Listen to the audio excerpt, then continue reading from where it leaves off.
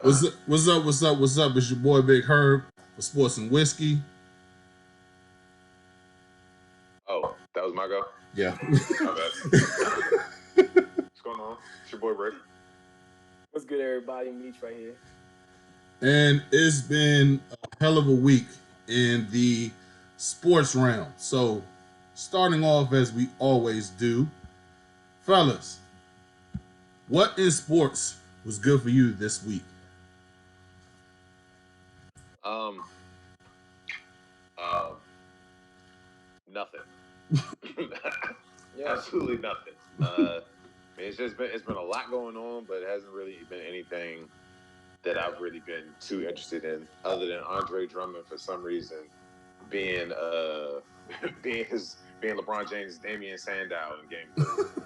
That's a wrestling dig for anybody who don't know, but look it up. What about you, Meech? Andre Drummond is a dog.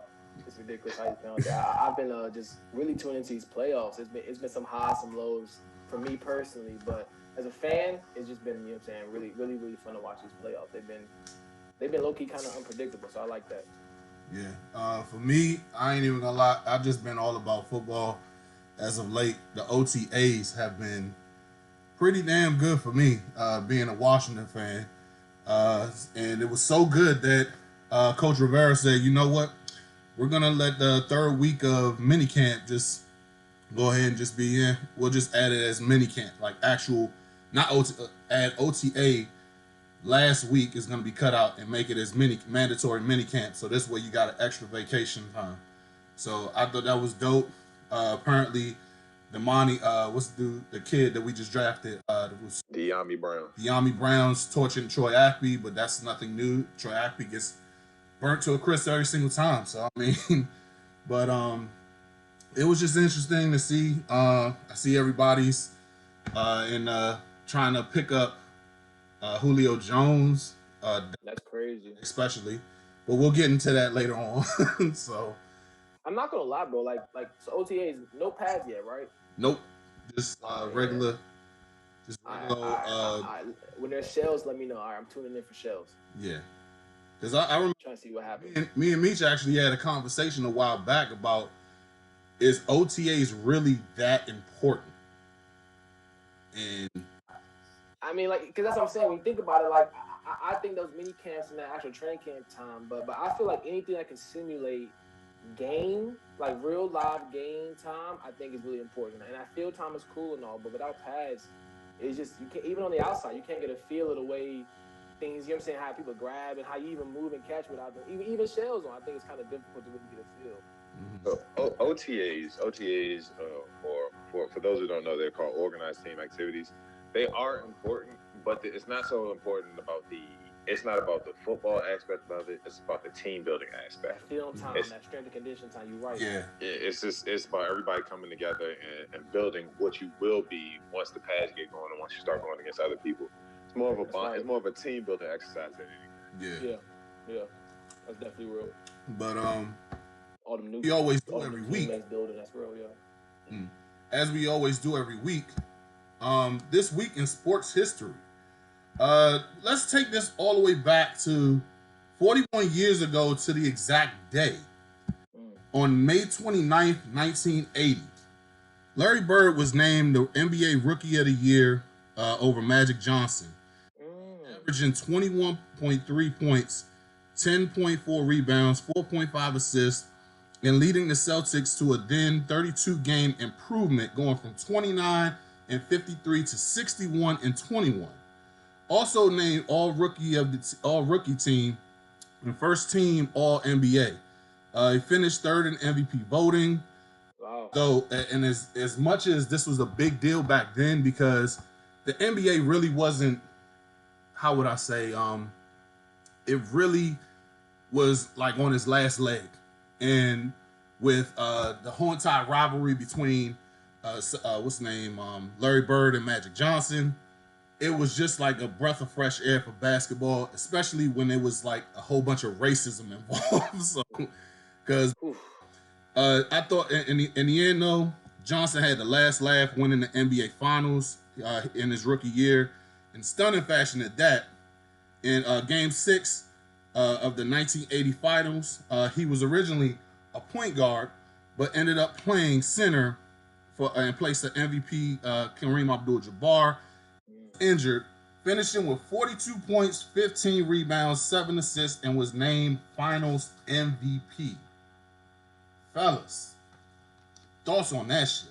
I'm not gonna lie, man. The first thing popped in my head, bro, you brought up that Larry Bird Magic Johnson rivalry, which was low key a subliminal black versus white thing, and how that NBA was kind of in an iffy period because of that.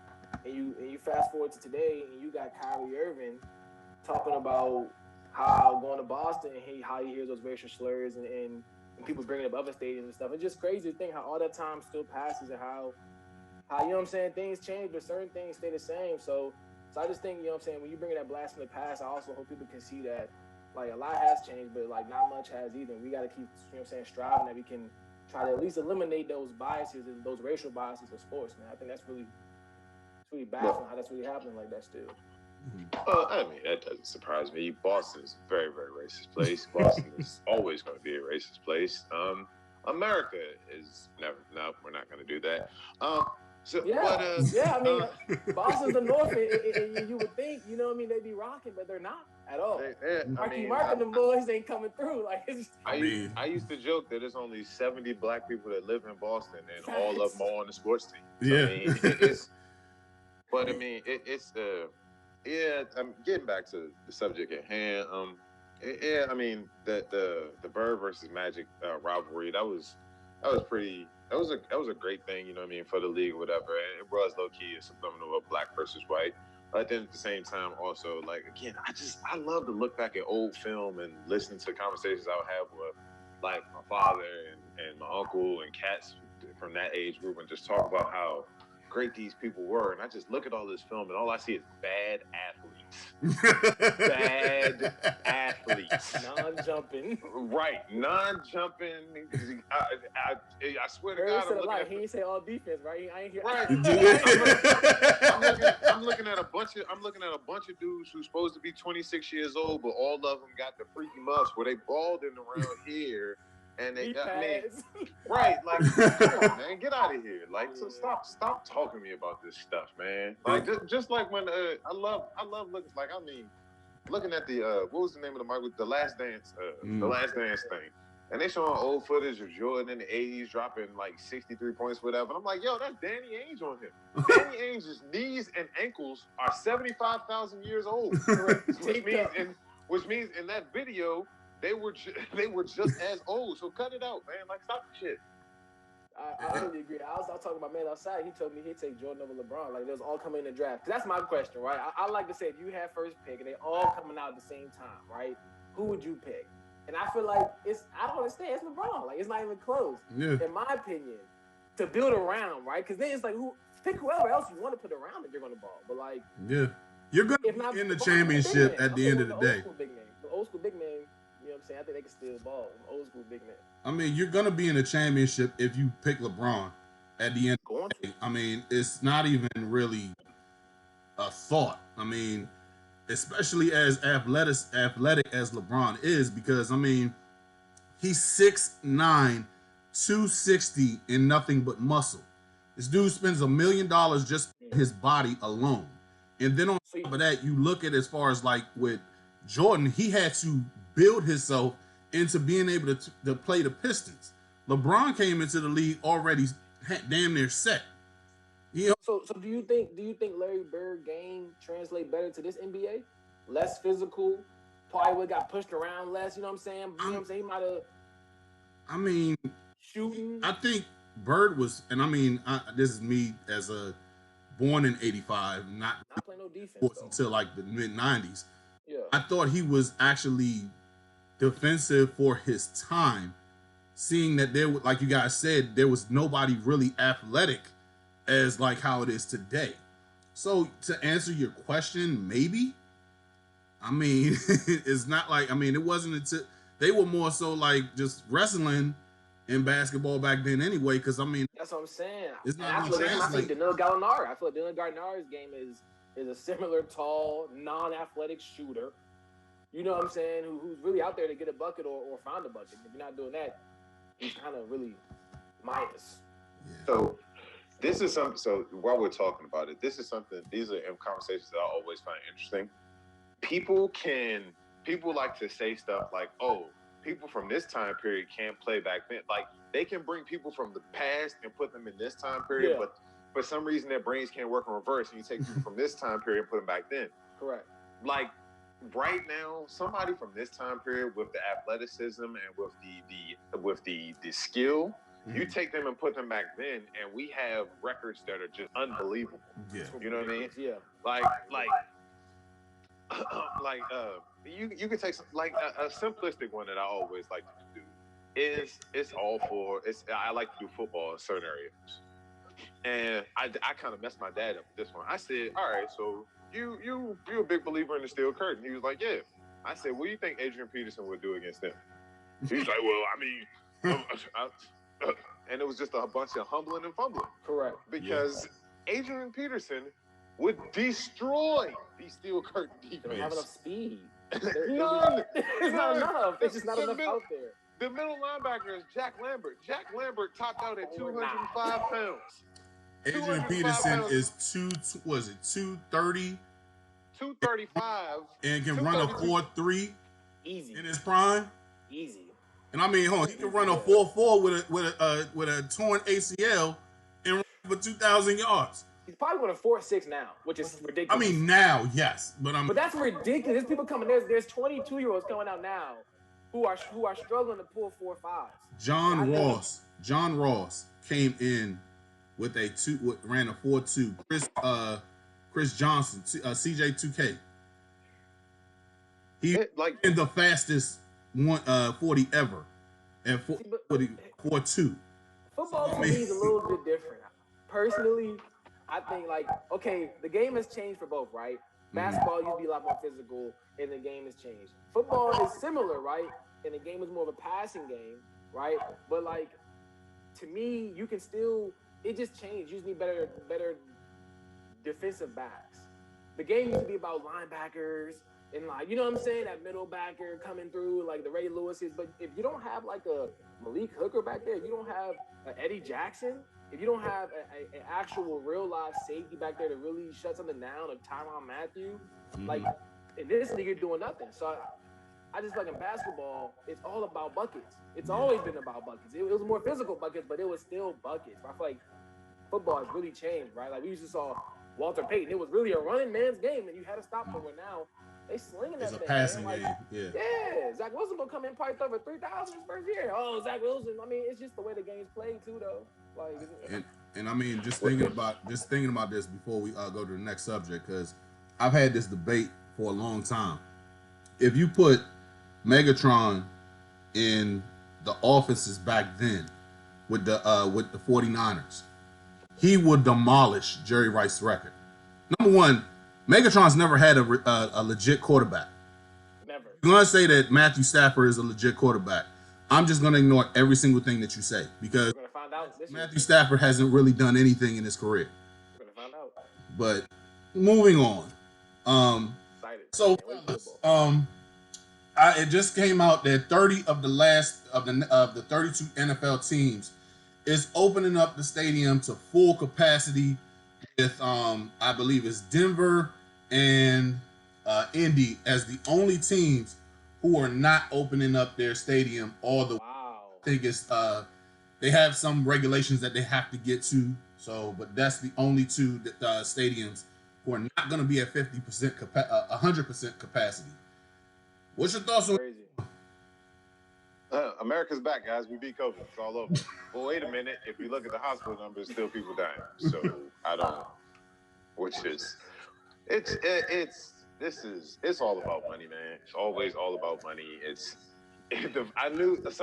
I've been saying for weeks, the first chance everybody got to lose their minds, they're gonna lose their mind and say that we can just go back to normal and everything's over. And it's just showing. It's showing right now. Everybody's people walking around without their mask, and I'm just like, wait a minute. The CDC said if you're vaccinated, not if you just because you don't feel like it, or if you're tired of this, you can take the mask off. That's not a thing. That's not how this works. I mean, and the NFL is just being the leader in nonsense as always, and just hey, open those stadiums back up, get them people in there, let them cough on each other, bring your kids back in here to pick boogers and put it in my soda. Like let's just let all of it happen. And I mean, and that's what's happening. I feel like we do a bad job of building to things in this country and letting stuff slowly develop the way it should, because we're very, very impatient and we're very, very selfish. And this just shows that. This is showing that all over again. Yeah, man, I 1,000% second. I actually feel like I do want some people in the stands. I think we should do, like you said, I think we should do like some type of rollout. And I would love to hear if there was like an NFL initiative that's saying, hey, we have a standard of maybe a rollout with some of you guys should adopt 65%, 50%, or whatever, based on capacity or something. Like the NFL as the shield take a stance, like, hey, we're doing, if y'all want to go full, but we at least said go 62, you know what I'm saying, or something. But like, I just think it's crazy that like 30 out 32 are just all like, yo, 100, like let's do this. Like all the stadiums are different sizes, the seating arrangement, like you know what I'm saying, everything's different. I don't understand how there could be a status quo for 1,000% let everyone in. Like you said, I just most disappointed. I think in the NFL, they always want to have this. I think they have a reactive mentality. I think they always want to do things after the fact. Something goes wrong, then let's fix it. But they never want to have the smart ideas to get ahead of something. So I just think it's another sign of, you know, saying probably nepotism. People being in positions of power, not because they're good at it, but because they know somebody. So yeah, good and job I mean, I'm looking at it from the standpoint as this as well. When you have when money just runs your whole entire thought process on everything, everything else doesn't even matter at this point. Facts, right? So I could go ahead and fill up, because last year we weren't able to really have that many people in there. I think for Washington, when they played the Giants here, was the only time they actually had somebody in the stadium. I know Kansas City's had playoff game, we had some fans in there, right? Huh?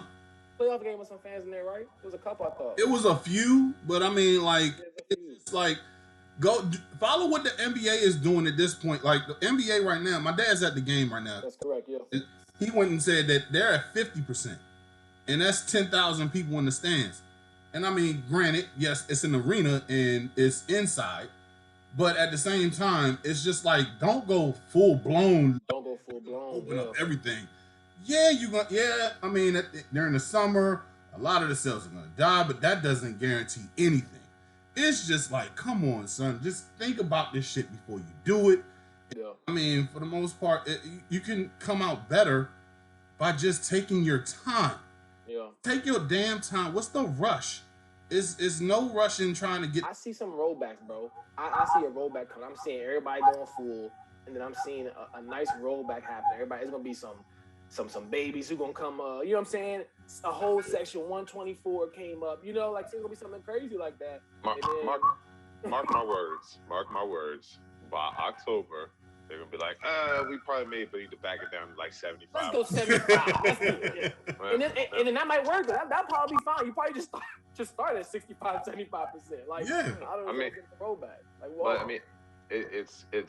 I mean, we all know how gross people are. People are disgusting. Yeah. and they're gonna do disgusting things. Absolutely. And we all know some. I mean, again, it's just.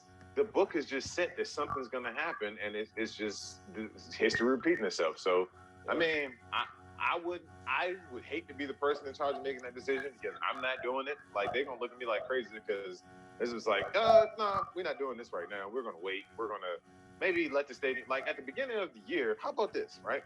How about for maybe 6 weeks of the season, you just say 50% capacity.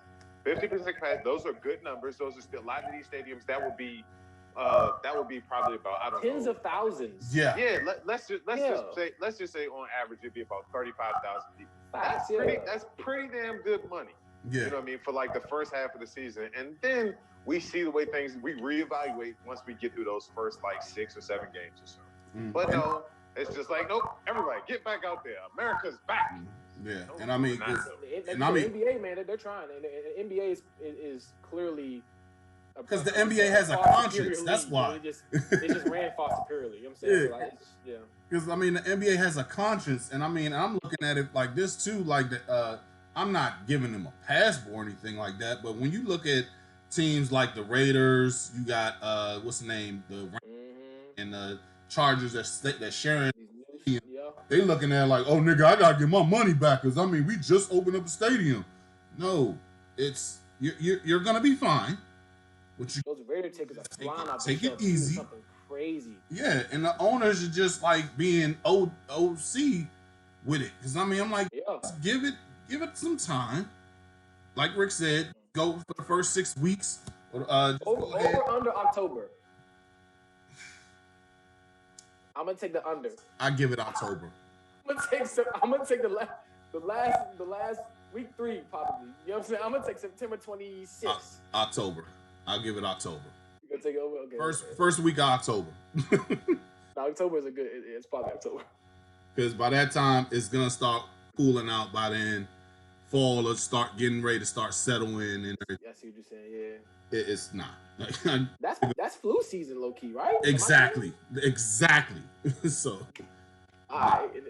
Okay, NFL. But I mean, with dealing with the owners, it's a funny information that not funny, but I mean cool information that just came out.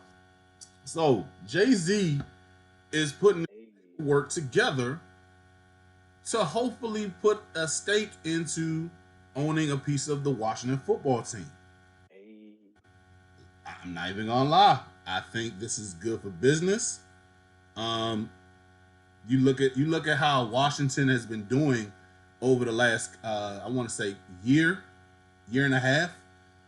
They've gone from all those scandals with sexual harassment and all that other stuff with all those women to making women employees in big positions. Putting minorities in head positions as well. I think they're trying to make it to where they're like, look, we are really trying to change. And as much as I'm like, I can't believe I'm saying this. I gotta give Snyder credit, but No, you don't. But hear me out. I'm also looking at it like everybody wants you out, Snyder.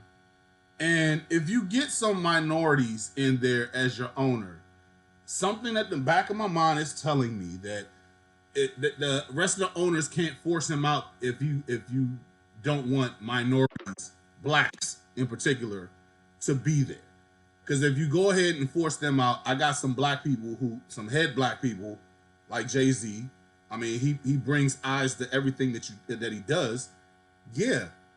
I'm not sure as a old white man, I'm not sure how I feel about a nigga just being an owner. Like, nah, I mean, that's just my thoughts. I mean, if you get Jay-Z in there, bro, you're teeing. I think that's a soft entry into full ownership. So if he gets ownership if he gets part ownership of a team where the majority owner is someone that is under attack, universally wants out, that's an opportunity for him probably to get more stake than they would want him in, right? Mm-hmm. So I could see more other owners being upset with Jay-Z trying to get ownership of Washington in particular, because I think that there's a large, you don't know what's going to happen, a large, like, unprecedented, we don't know what's going to happen in the future with Daniel Snyder there. Daniel Snyder's in survival mode, though. Mm-hmm. Like, that's what all the black minority hirings, all of it. Great, it's working, right? I'm a minority and I like it. I'm down with it, right? But let's just keep it a buck, survival mode, right? He's just trying to save face, get his rap sheet together, put his resume a little bit smoother than it was before, right? But if Jay-Z gets a piece, I'm just saying that's opening Pandora's box possibly to where, you know what I mean, there's not to keep Bojangling, he's going to be getting further and further push, and then Jay-Z, all he got to do is keep trying to get more and more, you know what I'm saying, money to sign more and more checks to get more and more ownership in that team. So I'm all with it. Ho to DC. It's very hard for me to give Daniel Snyder any credit, so I won't. All of the pandering and all of the moves that he's made, again, that's all well and good, but I also know there's still that angry little guy who at any moment can turn and fire everybody and get everybody out of there. Exactly. I mean, look at look at the Dwayne Haskins drafting. That wasn't a football personnel decision. That was Dan Snyder came in and said, I want him as my quarterback. It's just like, but all of the tape says this ain't who we think. And I mean, so it would be nice. I would like to see it. But again, also, this town doesn't have the greatest track record of ownership with known people. Yeah. Look at the Michael Jordan situation. People don't realize there's a lot more to the Michael Jordan with the Wizards situation than anybody realized. Michael Jordan was supposed to take over 50% ownership of the Wizards after he finished playing for those 2 years, and Abe Pollin reneged on it. And that's the situation they ended up in. And Daniel Snyder right now is 100% owner of the Washington football team, and he needs to. And I mean, they all. Every NFL franchise has minority owners. It would be cool for Jay-Z to be a minority owner. Hopefully, it won't be like Usher being part owner of the Cleveland Cavaliers. Yeah. But I mean, it's a nice opportunity for Jay and his brand and continuing on his lifestyle as a black billionaire, which is cool. But I mean, we'll see, man. We'll see. I don't trust Daniel Snyder at all. I would say I don't trust him as far as I can throw him, but I'm a strong dude, so I can throw his little ass pretty far. Little ass, yeah. Right. So I just don't trust him the length of a soda bottle. How about that? Yeah, that's better. He might go launch that little man. I mean, because I mean, I look at it as I'm me just being the funny person, not haha, but just the goofy nigga that I am. Them halftime shows finna be lit though. Hey man, it's I think the appeal of just Jay coming in would be dope. I'm not gonna lie. It's just that I mean, hey, I'm at a wait and see at this point. I really am, and I feel that. I hope that he can go in and take over, but to be honest with you, I'm not gonna sit there and get super excited about it. I'm just gonna, and then plus on top of that, what exactly is gonna happen if he does take over? I mean, what does that say for the people playing on the field? I just have questions. It's literally just more good news for Daniel Snyder. There's more ways to save his ass. You know what I'm saying? That's where his ass is at. That's what I think. And better Jay-Z, a well-known black public figure entrepreneur doing his thing out here than Jeff Bezos or somebody else. So I really think it's Daniel Snyder kind of pushing these moves. You know what I'm saying? It's happening it just look all too shaped. It look like a formation, like a place, like somebody's calling this. It's like you say, he's in survival mode. In survival mode, yeah. And you don't become a billionaire by being stupid. Like you can start taking things that you've learned in other businesses, which he hasn't done, but and just start applying them to real life, and that's what he's doing. Yeah, that's exactly what he's doing. That was a fail with 6 Flags. That wasn't good. But you seeing people making power moves. I don't know if you guys saw Undisputed earlier this week. Your boy Uncle Shay Shay. Uncle Shay. Yeah, he pulled the super flex move on and just hitting up Julio Jones in the middle of the show, and was like, "Yo, so Julio, what's up? You being in Atlanta? Oh yeah, I'm out, bruh." And out of there. And when of course Skip Bayless being Skip Bayless saying like, "Oh, we're gonna win a championship if Julio comes in. Are you trying to go there?" Well, I'm trying to go to a place that wins. Yeah. Where is that, guys? Where's that? It's not. It was definitely him saying. Julio was definitely, without shitting on him publicly, saying, "Yeah, I'm trying to win, but yeah, Dallas really ain't the spot." Because where is the spot? What's the spot though?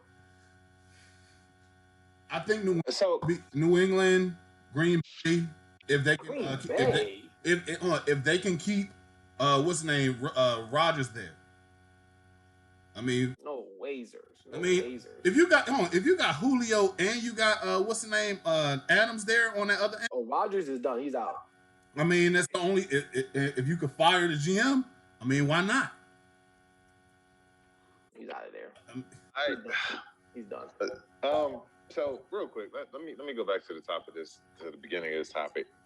First off, that whole contrived ass situation. Like, if Shannon Sharp is calling you at 9, 8 o'clock in the morning, it's just like you know what's happening.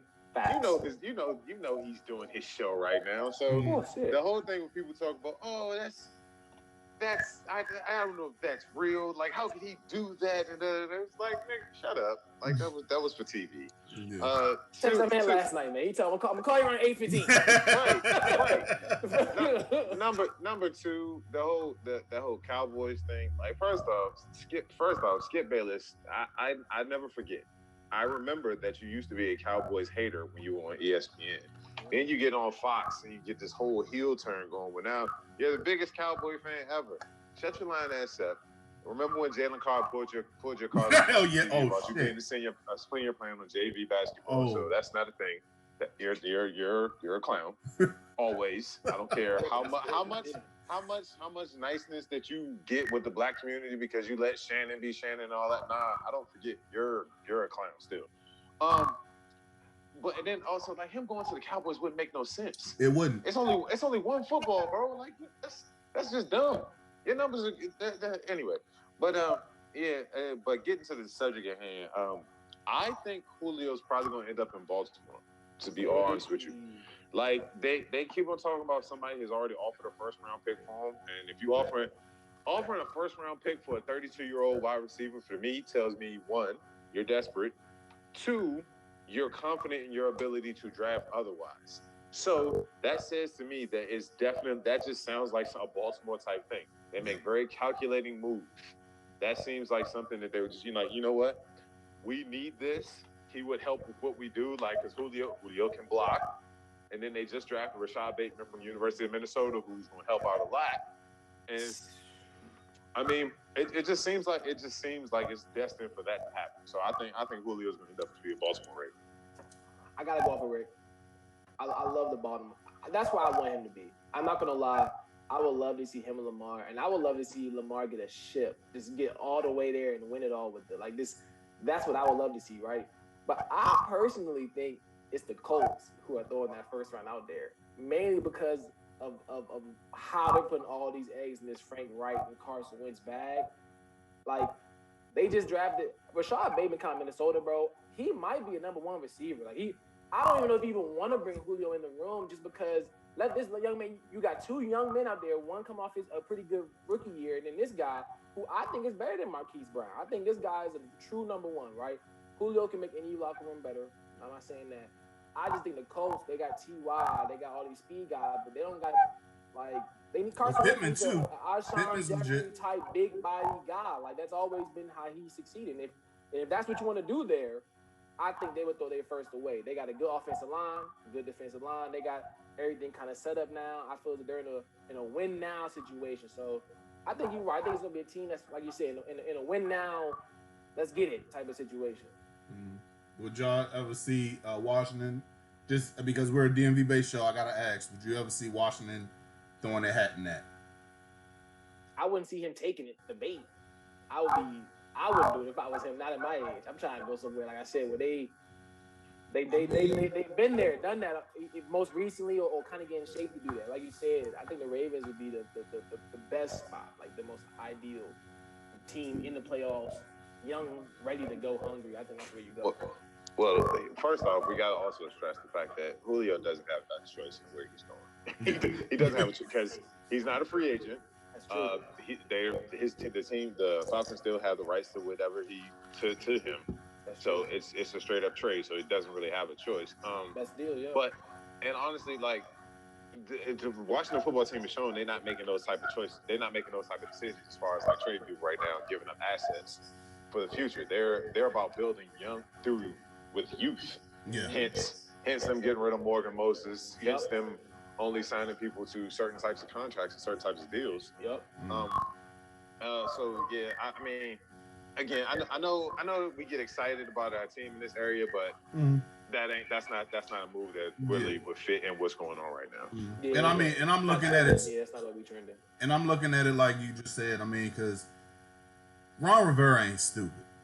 I mean, in my opinion, and I mean, I think what he did earlier in the draft with him not, you know what? Let me go ahead and build this team first.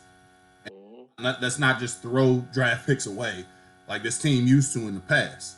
And speaking of the past, I mean, why not just go and talk about Dark Side of the Ring, where it's if you're a Raider for life. And we do reckless shit here, we do reckless shit there, and yeah, and we have players who are batshit crazy. With that being said, I swear I keep feeling like I butchered this guy's name. Lau as Azado. I got it. Go ahead. Lyle Alzado. Yeah, and yeah, I mean, we all knew. So, I mean, go ahead, Rick. Go ahead. I was just gonna say. So, anybody seen what's the movie called?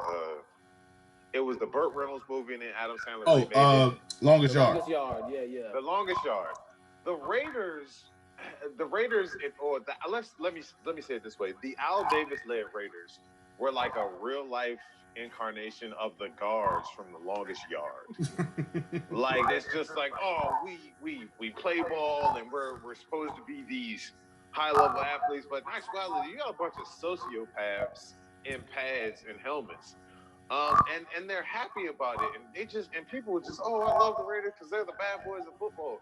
Yeah, everybody loves a bad boy till you got to deal with them consistently, and you start finding cocaine in the bottom of your shoes, or a nigga that smuggled a gun into your kid's christening or some shit. And like it's all well, it's all good until the shit starts until that damn crazy person starts shitting all over the place. Like I mean, I've never been a Raiders fan. I know quite a few people that are for some reason. But it's just that shit ain't cute, man. like just play ball and take your ass home. Like I don't need to hear about my goddamn defensive lineman in a shootout on his way to the stadium with the police as he's riding on a Harley Davidson, screaming "America for life" or some nonsense. You know what I mean? Like that shit is crazy to me, man. How many championships is that equal for them? Oh shit, they got 3 in the Hornside Al Davis regime. They've been to, I want to say 4, but I mean even during all Al Davis regime, their heyday they won 3, and because they beat they beat the shit out of Washington, they beat the Eagles, and they beat the Vikings. And those in the 70s. Yeah, in the 70s, late 70s, 70s and 80s. Okay. So it's just like, and I mean, and it just brings back to the point to where we was conversating a couple weeks ago. This is the episode that I really wanted to see because I've heard, Rick's has been telling us about the basically the little pill case that he has, the tackle box. Bill Romanowski's lunchbox of pills. Yeah, I mean, it's just like, dude, like, I mean, he was. I thought Lau was crazy. Bill is a fucking psychopath. Like, dude, don't hit no. I mean, you have a guy who's fighting for a roster spot, and yeah, you need to learn your role and try to get in. But you ended a nigga's career because he was trying to show you that I'm not scared. I'm trying to earn my spot. And he fucking clocked the dude in the face and broke his eye socket. Wow. Ending his career. So, I mean, yeah. I'm and you spit in JJ Stokes' face because he's being physical with you. I mean, at some point, I mean, I can stop myself from going ahead and spitting on somebody. Yeah, I mean, hell, Rick tried to take my damn leg out when I was playing. I ain't spit on his face. What the fuck? I mean, shit. I mean, it's just people are batshit crazy. Like, at the end of the day, what the fuck were you thinking? And then you're just like, yeah, well, I can't let anybody punk me. Really, nigga? So, it's at the end of the day, it's just this is definitely the episode I was waiting on to see, and it didn't disappoint. I'll tell you. I'm just the Oakland Raiders are just they've always been a mess, and they're always going to be a mess. because they decided to give a head coach $100 million contract. Racked out. that shit ain't working out too well. He was in the booth though. Mm-hmm. He's been in the booth for what? It was like 12 years that John Gruden was off the sidelines, and then they give him $100 million to come in and do what? To get rid of their best pass rusher and then say, man, we really need some pass rushers. What? keep drafting him in the first round, trying to replace the guy.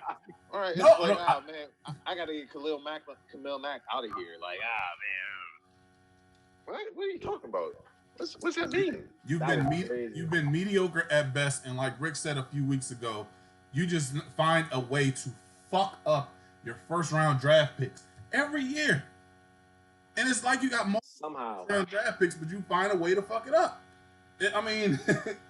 I'll never forget the one that's most like, from honestly, bro. Like, you're probably gonna get upset, but I thought it was the stupidest fucking pick ever.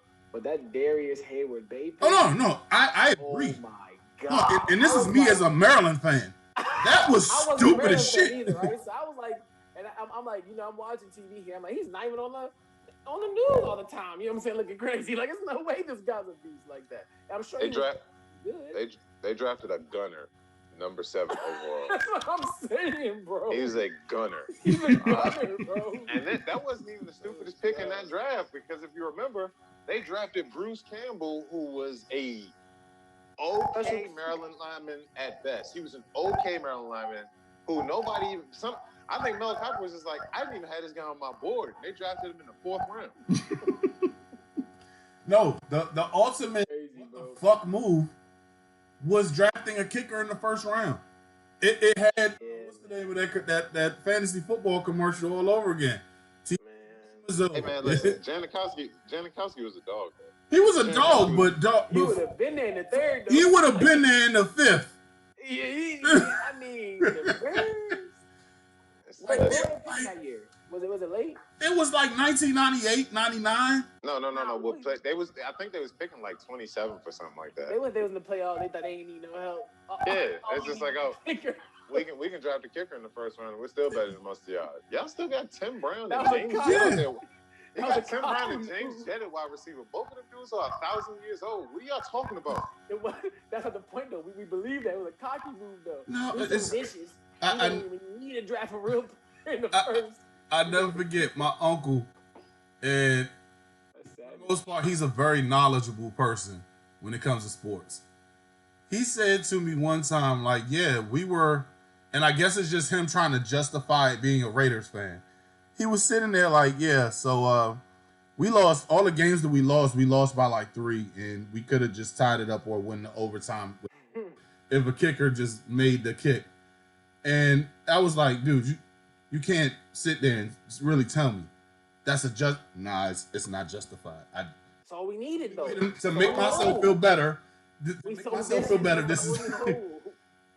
It was just like, dude, no. We can't get better nowhere. Nah, not even if a player get hurt, our backups is more vicious than anybody coming out. All we need is I'm looking at it like this. At the end of the day, dog. That's faith in your team, as far as Al Davis is concerned, he has done wonders for minority. As far as Arshell being the first black head coach in the NFL, woman. Front office, major front office. I forget the actual position that she's in, but he's looked out for actually women to go higher in the actual front office. I get that. You're looking at HBCUs who can possibly in the 70s when they weren't really able to go to these Division I schools. You looked at these HBCUs to go and get talent. But at the end of the day, you can be looking like a genius for only so long until people are going to look at you like you're batshit crazy. I mean, the shit it's a thin line, right? 70s, shit was genius in the 80s, and as soon as the 90s hit, it was like, okay, bro, what you going to do? And then you get, what's his name? You get, what's Gruden in, and it's just like, yeah, it was good in the beginning, and then, okay, what next? It's just. So what happened after the Tuck rule? was Gruden, right? So Tuck Rule. That was Gruden. Yeah, that was Gruden. He got traded to the Buccaneers. And it turned up. Bears ended up beating him the very next year. Turned up. Raiders, man. No. I take that back. I take that back because they lost to the Patriots. The following year, they got to the it was 2000 when the Ravens defense won the Super Bowl, and in the following year he got fired and sent over the. Don't disrespect Trent. Don't do that. Mm-hmm. So yeah, that's pretty much what happened. And I mean, in another situation that happened, moving on to the NBA, LeBron James. We all know that he's a polarizing athlete. He is arguably the greatest. Don't say polarizing. You don't use. No, I say that in a good. I mean that. No. I'm just saying white people say polarizing because he's a black dude trying to help out the community. So. No. Okay. Well, let me rephrase that. Political and polarizing. No. Let me rephrase. People. Let me rephrase that. Cracker. He's one of the greatest, arguably the greatest to ever play the game. But yeah, arguably. Yeah. When does the GOATs get punished? Because earlier last week, before the round of the NBA playoffs, LeBron James was everybody said that he was out with Drake in I guess a party or whatever atmosphere, to where it was nobody didn't really have the actual what's the name of it? They didn't have their mask on. Blunt blowing, polo draw showing, yeah. Pretty much, and he hasn't even put out that he took his vaccine or whatever. And truth be told, that's nobody else's business, in my opinion. He took it though. Everybody knows LeBron took it. The whole fam got it. And so people were asking, well, why didn't he actually get sat out for the first couple games during for what's the name of it? Damn it, I'm losing my train of thought. I feel you though, but people are saying that though. Yes, the people were actually saying that he should have sat out for quarantine because he was out there with no mask. LeBron James. Yeah, LeBron James. All right. Go ahead. So go ahead. So those people clearly didn't see the video of Michael Jordan at the Wizards and him going into the referee and saying, "Hey, I saw this happen." And the referee immediately called a foul on that person because Michael Jordan said something. Like, come on now, man. There is a hierarchy to these things. Correct. Like if Mikal Bridges was out, oh yeah, your ass is quarantined for 2 weeks. 1,000%. Don't sit your ass down. You're right. But listen, they could have saw LeBron. They could have saw KD, Kyrie, James Harden, Giannis. Giannis could have been in Greece having a family spit roast or something. Guess what Giannis would have been? In the first game playing. Y'all need to cut the shit. Superstars don't get punished the same way. It doesn't happen. Look at all the other when Steph Curry runs people through all types of screens. All types of screens and all of that stuff, and nothing ever gets called. But let somebody screen Steph a little bit hard and watch what happens. Quick. Superstars don't get the same level of punishment of regular ass players. Just deal with it. It's life. Or ball harder. You'll get better calls. Then you can go out there and turn up with Drake and his little white family all day. 1,000%. Average a triple-double almost for 6 years straight. You can do whatever you want to do. Oh man, it's funny to me because I mean we were, I would like to say that we're smart sports fans. Yeah, we know that shit ain't gonna. I mean, dude, that's like telling people in the '90s that Mike did something stupid, and we're not gonna take away Michael Jordan out of the game. We're not gonna do the same thing with LeBron. LeBron numbers, and with him being the seventh seed going up against the number 2 seed, we're gonna put him in to try to make it look good, like for TV. I mean, you seen what happened with him and Steph going at it. That was probably the best game of the year. I'm not gonna take him out. Yes, he did something stupid. Yes, he should have came over there and put a fucking mask on just to save face. No, I'm not taking him out. Maybe the NBA knows he's already vaccinated, low key. He's probably told the NBA, and he probably did, but at the same time, it ain't nobody's business. He probably got vaccinated at the same facility. So I'm saying they know he's probably vaccinated. They don't really care, really. Probably they don't. I think. I mean, it's at the end of the day, man. I honestly feel it's nobody's fucking business to I agree. say that, but I mean, it's just like, man, come on. I mean, gotta know what the NBA is, man. Yeah, it's about the stars. It's the same thing goes with the NFL. I mean, let's keep it a buck.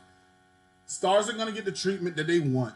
If you hit Tom Brady, if you put your finger on Tom Brady right after he throws the football, he's going to get a flag. If you go ahead and stand and get ran over by LeBron, you're gonna get a foul. Yeah, it's just how it is. It's just how it is. I mean, it is what it is. There's nothing that you could do about it.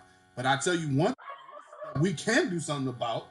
If somebody fucking spits on me or throws a fucking popcorn at me, I'm going in the stands like fucking Meta World Peace. I don't see nothing wrong with that. Fellas, what do you think?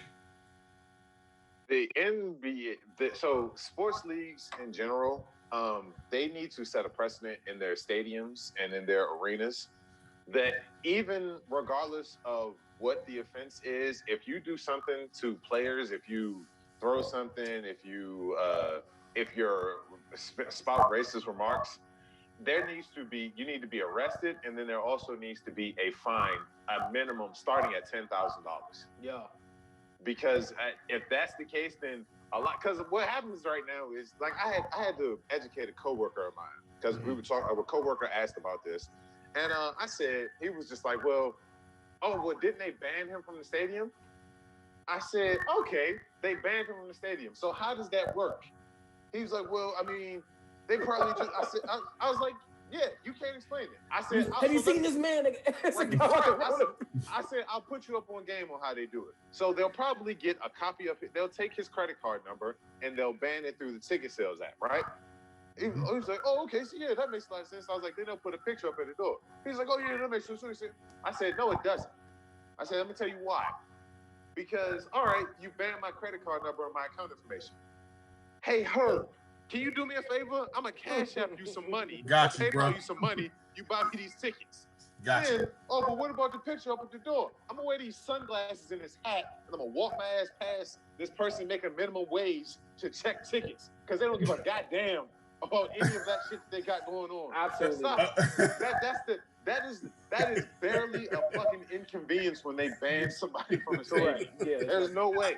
Yeah. But now when you talk about finding people and prosecuting them in a court of law, which again, court of law, they're probably not gonna go to jail, but that damn $10,000 minimum fine, that's gonna hurt some pockets. I don't give a shit how rich you are. You gonna think about, I gotta shove out $10,000. Is like you sitting there with this popcorn, it's just like it's not gonna be worth it now. Yeah. Is it worth dumping this $30 box of popcorn that I got? Yeah. It's $10,000.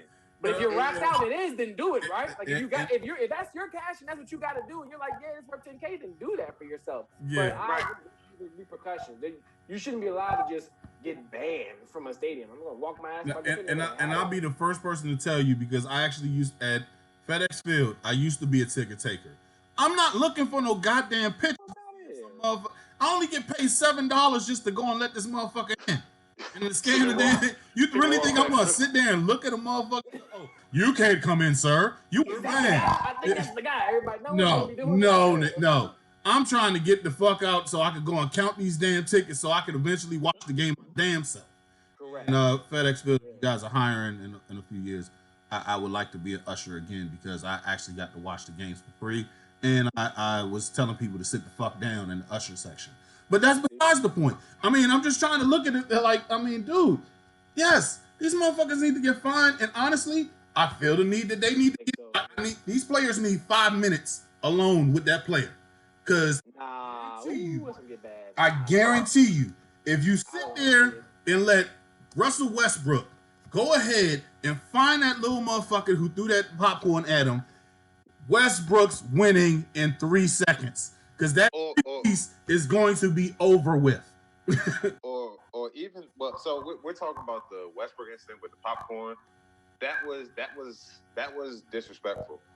The New Yorker who spit on Trae Young. That, like, all right, New York people.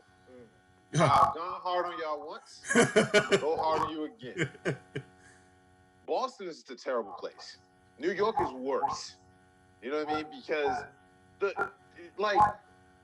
first off, you people by you people, I'm sorry, let me speak correctly. White people, because you buy a ticket to watch these black athletes entertain you with a mixture of some foreigners in there, some Europeans and all this stuff, but it's mostly black athletes in all the sports leagues except for hockey and soccer. No. I'll take that back. You don't own these people. You don't own them. I was listening to a certain sports talk show in the area here. I've attacked one of their co-hosts weekly. I'm not going to this week. I'm going to leave them alone. I'll let them be. But I was listening, and a fan said to them, these athletes can't handle when somebody yells at them. Their privilege is showing. They've never had to work a job. They've never had to work a customer service job. And that hit me really hard in my core, because I've been an athlete at multiple levels. I never played at the professional level, but I know where these dudes are coming from. I had teammates in college who didn't have their own luggage. They brought all of their stuff to school in a trash bag. These dudes are grinding and working as hard as they can, sometimes while also having a job. Because I remember being a senior in high school who had a scholarship to college, and I still had to work a job every day while also training to play that next season. So please, you don't own these people. You don't know their backstories. There's no justification to it. And if I'm Trae Young, I'm sorry. I told 50 Cent to move out the way because I'm about to knock that fat motherfucker out. He has to go. Like, there has to be some type of punishment for people because they're too comfortable. The entitlement is too great. Yeah. And I hate to make a blanket statement, but it's always with the white fans. Yep. It's always the white fans.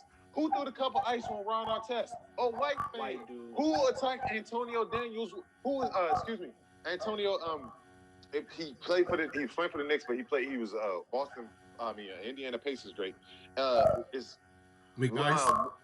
No, Antonio, I forget it, whatever. Daniels. But not Daniels. I think it was Daniels. I don't know. I'll look Anywho.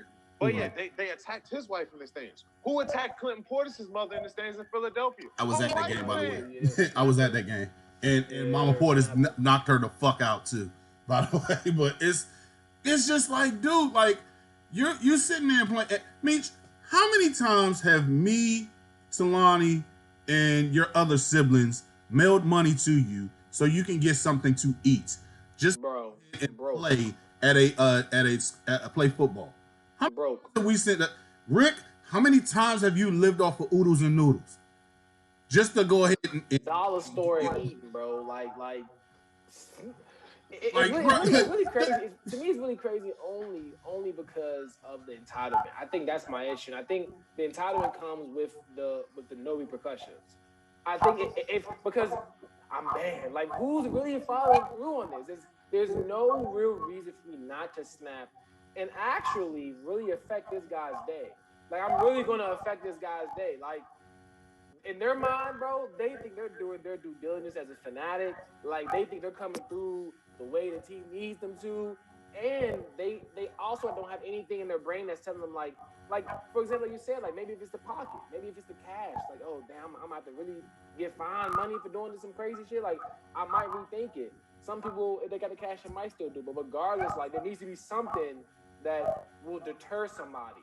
You know what I'm saying? Like, especially when there's people walking around here in life who have a heightened sense of entitlement, think they can just do different things that other people can't do. They think they can do that. So I do you one, and crazy. It has nothing to do with the actual players. My dad and my uncles and their friends went to the last game at the Vet in Philly. They were playing Washington, and my dad's friend was wearing a commemorative issue Darryl Green authentic jersey with the 75-year patch and the 20-year patch because they're 20 years.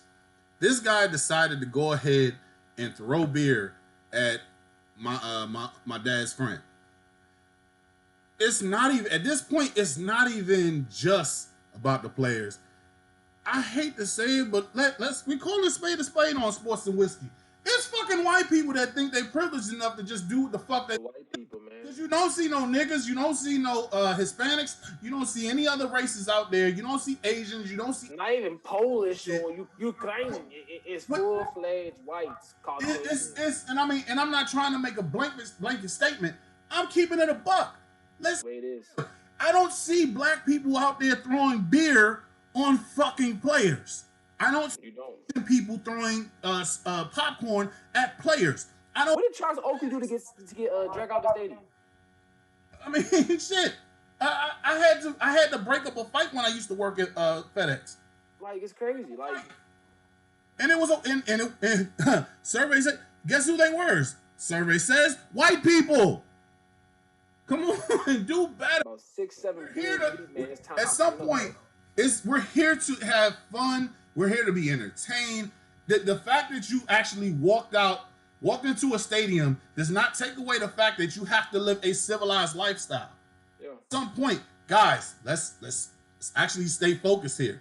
You can have fun, root for your team, boo, cheer, and still actually walk out like civilized people. And walk in like civilized people. You can do this shit. Come on. At the end of the day, stop being fucking stupid. Okay, guys. So Rick had to step out for the rest of the show. Hope you feel well, homie. Feel better. Yeah. So playoffs, NBA playoffs. It's been an amazing week. Guys. Meech. Thoughts on the playoffs this week? Cause it's been very interesting. It's been crazy, man. I've been tuned in. Heat, Sweet, they gone. I kind of want to just take a pause for the asterisk championship with the Lakers. It just feels kind of like we should just talk about that a little bit, only because like Heat were in the championship, and then they get swept. They can't find a win. Those players who were getting buckets, we don't know those guys, new guys. These like the Monstars came and took their skills, right? It's like Space Jam or something. Like I don't know what's going on. So like I just think it's crazy. I think that's probably my highlight of the playoffs so far is a sweep. Like snag one. You were finals in Eastern Conference champions in the finals. Snag yourself one. But definitely LeBron. That's what I'm just most excited for. I can't wait for LeBron. I mean, I'm not even gonna lie. I found myself knowing that they weren't going to win. I still don't think they're gonna win. The Suns, like at some point, I'm not even gonna lie. I was actually rooting for them to say, like, yo, you know what? This is something new. Yeah. I would like to see this. As much Young Bucks. as I ain't that big of a fan of Chris Paul, I wouldn't mind actually seeing beating LeBron.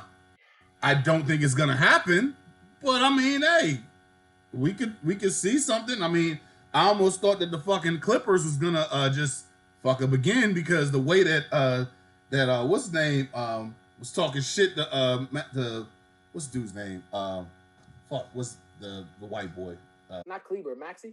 No, 27. Luka. Oh, Doncic, Luka. Yeah. Because the way Luka was talking big shit. To what's the dude's name? Pandemic P. No, he was talking to Pat Beverly. The 21 for the Clippers. Dude that be talking shit all the time. Pat Beverly. The way he was talking shit to Pat Beverly. I'm like, dude, so you gonna let this white boy just talk shit to you? Listen, man. Now listen. We just had a conversation about the whites, right? You gotta put some respect on Luka. Oh no, hold on a second. I fuck with Luka's not white. He's clear. He's clear. That's different. They a different race, bro. Shout out to Bill Murray with the Space Jam reference. You feel me? He's clear. He's different. He's not from where the other ones is from. He's clear. You feel me? So like he's coming through with that clear game. Niggas have never seen nothing like that clear game before, right? It's like Larry Bird, but just slower and taller and just it's just not tall, but just like he plays bigger. It's crazy. But like to your point, the Clippers, bro, they are trying to do something, and that's what I mean by unpredictable. It's been really exciting to be watching these playoffs. Like teams have been really fun. I'm looking at it like this for real. Don't be surprised if the Silent Assassin is gone by next year. Don't be surprised, cause I see what's his name? To where? Miami could be another place. Don't be surprised, cause I mean, cause you know where I see him going? No, where? To the Wizards. I see Russell. I'm for that shit. Bradley Beal and Kawhi Leonard getting to the motherfucking NBA finals. I am not against that. Because I feel like when you go there, right? I feel like Beal and Kawhi are super okay with Russell being the vocal leader of the team. Mm-hmm. I don't think any of them are going to object. No, I don't. And I mean, I don't. And just to look at it even further, I honestly just don't think that, because Kawhi just wants to play. And he just wants to play. But he doesn't have, like, when your number two ain't did shit the whole entire time in the playoffs, but he's talking big shit. And talking to his sister, got his girlfriend out there talking big shit, and he can't even back nothing up in the playoffs. You can do all this big shit during the regular season. Kudos to you, homie. You actually an all-star player. You're great. But at the same time, when it comes to playoffs, you ain't did shit. Yes, I'm going in the same way that Stephen A. Smith did to Westbrook. Dude, you are fucking amazing when it comes to basketball. Yeah. Not the fucking playoffs. You can't do shit. What are you going to do? Oh, I don't know. Make some fucking shots. Not always go for the three-pointer. Start actually finding people that's open. You are a weapon. Yeah. I mean, I think George is the catalyst. Like you said, George is the catalyst, because Kawhi is going to go out there and give you buckets and be Kawhi. If you want Kawhi to come and be the rah-rah, Russell Westbrook, get everybody to play. He's not that. He's never been that way. God. He's never been that way. The issue is he was a system guy who was a baller. And I think that was the issue, that he didn't want to be. He didn't fit in the Spurs system because he's a baller. He's a bucket guy. Go get buckets, and he's not really a system guy. But I think if he would have changed his game to the system and never left the Spurs, that would have been the best situation for Kawhi. I think the Spurs are still trying to recover. I think that they were going to build around Kawhi. That was the whole plan. And I just think sometimes you're a system guy. And he won a championship, and I get it. And he went to a team that was close for a very long time. All right, he didn't go, to the Cavs with one guy, or he didn't go to the Pacers with Victor and them by himself, and maybe a young Don Thomas, some bonus. No, he went to a team that was on the cusp, and they won it all, right? Mm-hmm. So this is the first time we're seeing him out of a system without a proven coach, without a proven squad that has already been close. Him having to really do it. It's on him. It's on you, right? So that means you do got to get Pandemic P to be playoff P. I know that's not who you are, but that's kind of what you decided to be when you left. You know what I'm saying? Toronto. I mean, because you actually had it pretty good in Toronto. I mean, to your point, there might be that coach is a lead up there. Mm-hmm. They're in the playoffs every year. Yeah, and I mean, it was just like, and then just moving on to other teams, like, when the fuck is the Wizards actually gonna try to look competitive? And then what's the name? The Wizards play tonight, man. Yeah, I mean, we'll see what they can do. Westbrook gets game time decision. Yeah.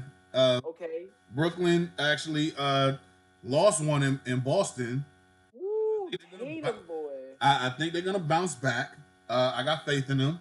Who, Boston? No, hell no. I'm talking about Brooklyn. Oh, I'm sorry. No, Brooklyn's gonna bounce back and from this loss. I mean, I want Tatum out of Boston. Nobody's gonna go undefeated. I mean, yeah. It's never happened, and I don't think it's ever gonna happen. Big Herb, I want Tatum out of Boston. I want him to come to Washington. You know what? Speaking. If you can get Tatum over Kawhi, that is He's but he's plus, he's times plus times plus. he's not gonna come over here because Boston's not gonna let it happen. So, but even as far as Denver and Portland, Woo! got a really good game going on right now. You're not lying. It's a good season. Well, not it's not. It's really not a good game right now because Portland, last time I checked, was beating the dog shit out of them. So, but it's gonna be a good series. It is a good series, yes. Yeah, it's definitely a good series. I think that LA is gonna pull this series out because I got LA with you. Chris Paul is still hurt. I don't know why they had to play him in the last game. I mean, the dude that was backing him up was actually putting him great minutes. I can't remember his name.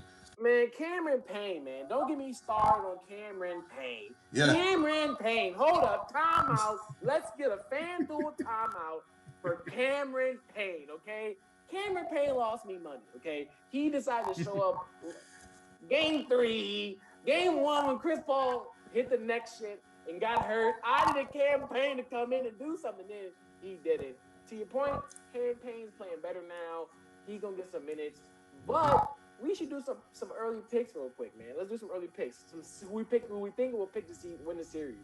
You got LA, I got LA, right? Mm-hmm. We both got the Lakers. We both got the Lakers over the Suns, right? Yeah. The Lakers are pulling a comeback.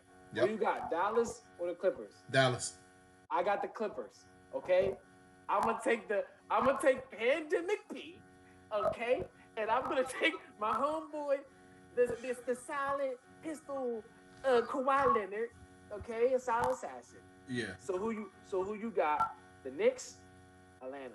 I'm going with Atlanta because I'm going with Atlanta. Because I can't, as much as I want to root, I can't root for the Knicks. Why? Because of their fans. I just can't do it. It's but because I didn't even like fucking Drake walking around doing that shit with the Raptors. You think I'm gonna root for fucking Spike Lee to do the same thing? I'm gonna be honest, bro. I don't like what's her name. I don't like Randall's wifey. No disrespect. I mean, listen. You're in the NBA. Get you a bad extra joint, bro. I mean, no disrespect to Shawty, but he got himself a little white joint. She's not cooking any soul food. He's not recovering well overnight. Okay, he's eating kale and casserole. and the not recovering well. Okay? But besides that, I mean, Trae Young is straight killing it. He's like, oh y'all, because he's in Atlanta. Y'all want to say fuck me? All right, watch it. I'll be back on next week, and he's eating neck bones. Put y'all out in game 5. Lou Williams is taking him to the strip club, getting the sweet pepper Lou flavor wings. He's turning up. He's living his best life. That's why. Wings. That's why Trae Young's balling.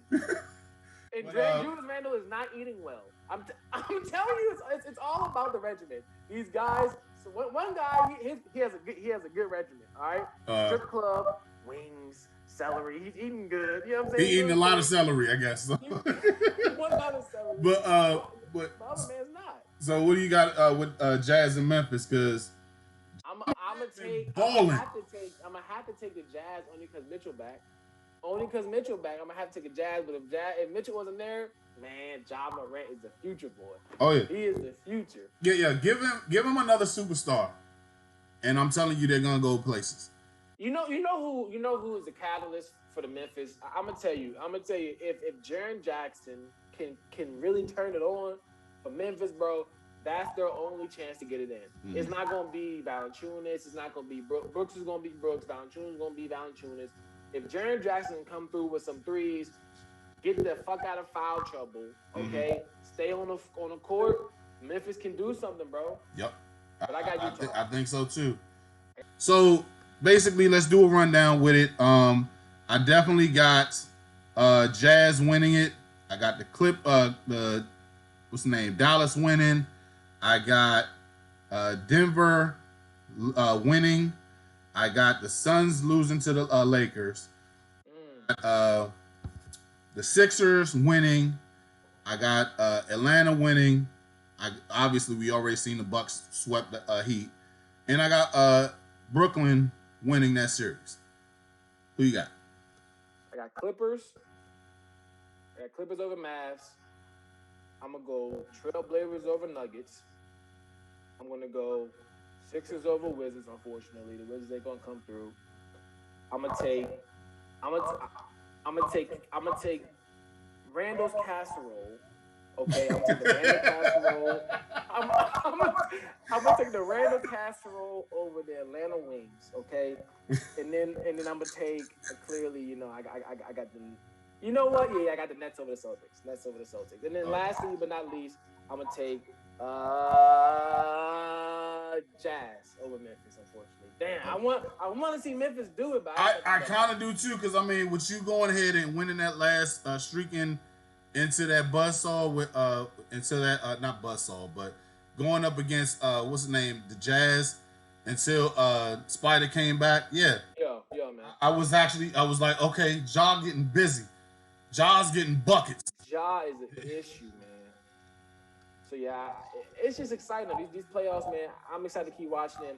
And I think we should really, bring it back. You know what I'm saying? We should really try to get for the next round. Let's see if we can get some early predictions. You know what I'm saying? That we can keep some tallies.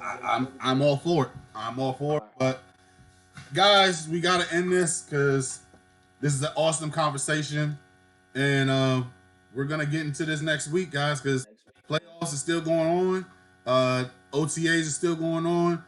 We got more history in the making or history to talk about sports history. We got a whole bunch of shit going on. So, and there's actually two big things in history happening next week. I might just do both of them at the same time. Let's get them both, man.